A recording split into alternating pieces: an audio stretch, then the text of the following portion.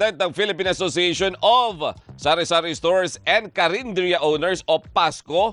Mukhang hindi Pasko ngayon. Oo nga eh. Si Miss Joanne Hipolito. Miss Joanne, magandang umaga po. Doris at Robert sa Tandem ng Bayan. Good morning. Hello, good morning po, Ma'am Doris and Sir Robert. Good morning po. Magandang umaga po sa milyon-milyon yung tagapakinig. Ay, opo, At milyon. trillion na po. Ay, joke lang, pinapatawa lang kita, partner. Ma'am Joanne, kumusta? Kumusta ang ating mga karinderya? Kumusta ang ating mga sari-sari stores? So far po, hindi maganda dahil nga po dito sa ating pagtaas ng gasolina, ano po. Yung mga dinideliver sa kanila na ngayon ay hindi na dinideliver, pinipick up na lang para magkaroon ng murang produkto. Kasi dagdag din po yun sa mga sa gastusin nila. Pag Opo. dinideliver na, syempre, mas mahal na po. Magkano ng order natin ngayon ng isang ulam with kanin, Ma'am Joanne?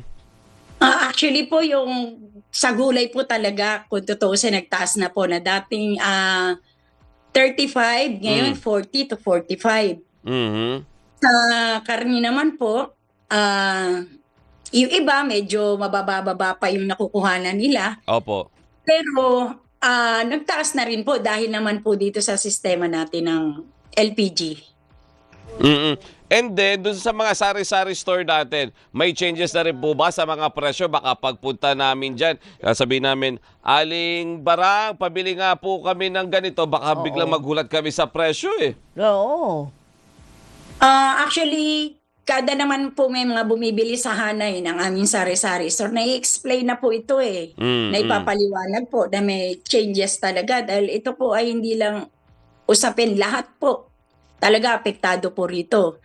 Totoo. No? Nai-explain naman po namin sa kanila. So nagkakaroon po kami ng, for example, sa Pasay, mamimili sila na dati three times a week. Ngayon ang ginagawa na lang nila 2 months at 2 times na lang. 2 beses sa isang buwan. Opo. Twice na lang sa kada isang buwan. buwan. Oo. Kasi iniiwasan na rin nila ng mag-stock na mga hindi naman mabibili Oo. Tapos, dahil sa mahal. tapos ibabiyahe pa yun. Bayad na naman Yes, doon sa opo. pag-transport. Okay. Ay sorry. Partner, kasi ano to direkta sila di ba? Tama, Itong tama. sari-sari store, yung karinderya, ito yung tinatawag sa atin very Pinoy, ito yung heritage of smallness na Oo. yung patingi-tingi, paunti-unti, ito yung gusto ng Sachet, Pinoy. sachet. Sachet pa dati. Sachet. Yun yung mga mas tinatangkilik ng mga kababayan. Tapos Correct. ito syempre, yung may direktang epekto talaga sa bawat Pilipino partner.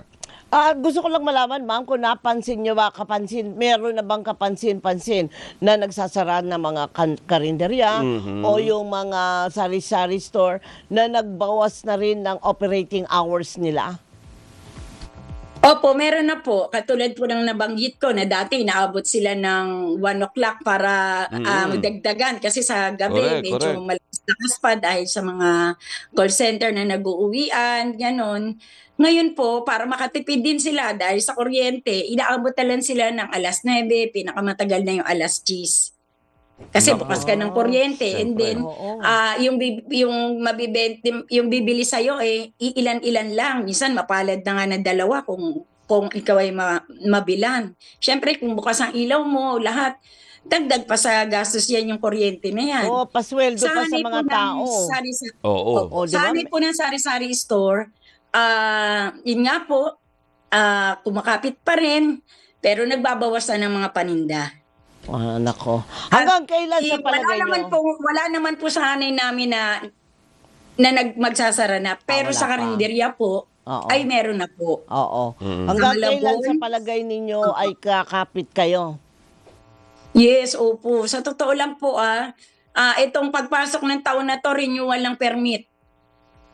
Oh. Tama. Sunod-sunod po yan eh. Yung mga pagtaas, nagsimula sa gulay, karne, tapos ito na naman ngayon Lahat sa na LPG. yan. Oo. So, yung mga member namin na nasa hanay namin, kung hanggat maaari po ay pinapayuhan ko sila, na kung dati 10 kaldero, magbawas ka muna, paunti-unti, huwag kang magsasara kasi mahirap kalaban ng depression at stress. Ay, totoo naman. Lalo na at yan lang ang hinuhugutan mo na para makatulong, mapag-aral mo yung mga anak mo, yung mga bayarin mo. Correct, correct, Yun po correct. yung ginagawa namin. Pero minsan, dumarating po sa point na katulad ng sa Malabon na hindi talaga kaya na parang lilimang putahin na nga lang, hindi pa maupos, inabot na ng gabi. Alam nga naman pong yung pagod, yung cost ng gasolina, Correct.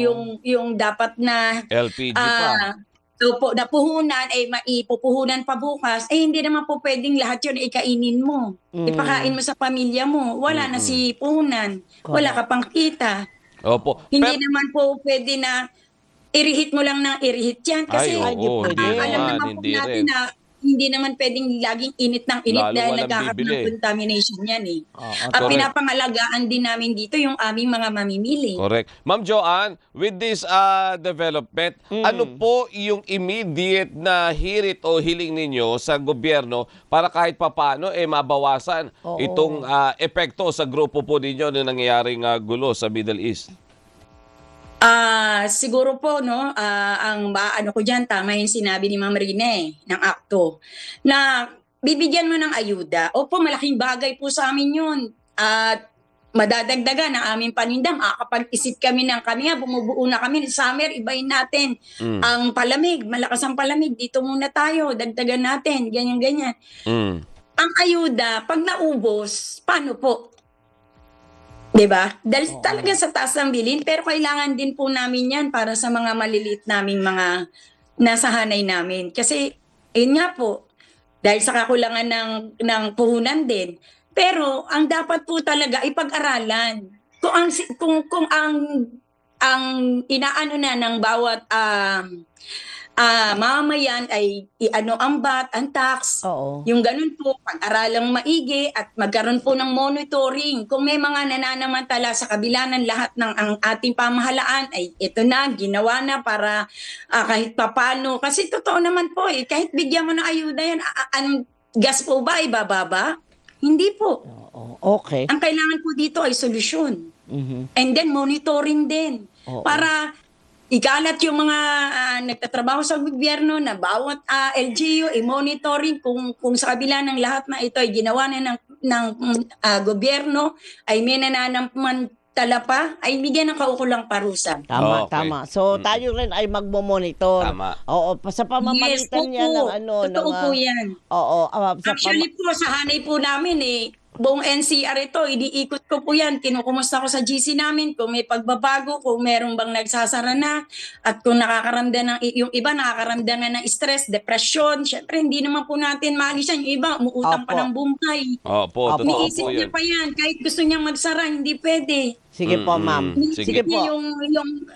yung inuhulog niya, yung babaon ng anak niya, ito mag-graduation, may pangangailangan sa college, may ganito. Ay, naku, lahat So, po tayo, Ma'am Joanne, yan po ang malaking problema Maraming sa isipin ngayon. talaga. Ang daming iisipin, ang daming problemahin, pero kailangan tayo gumawa ng paraan at mag-monitor nang sa ganun ay malaman natin kung ano mga programa. At, oo, yung mga programa. At syempre, may sabi nga nila matalino mga Pinoy, makakahanap yan ng Madiskarte paraan. tayo Madidiskarte at Totoo po madidiskarte. yan. Pero Naniniwala kasabay niyan, naman po syempre po. dalangin natin mauhinto na talaga yung gulo na yan para Oo, totoo lang. magbalik sa normal Oo, yung hirap na lahat. hirap Pero na tayo. for the meantime, Ma'am Joanne, maraming salamat po sa inyong oras at sa Maraming salamat pagkakataon. po.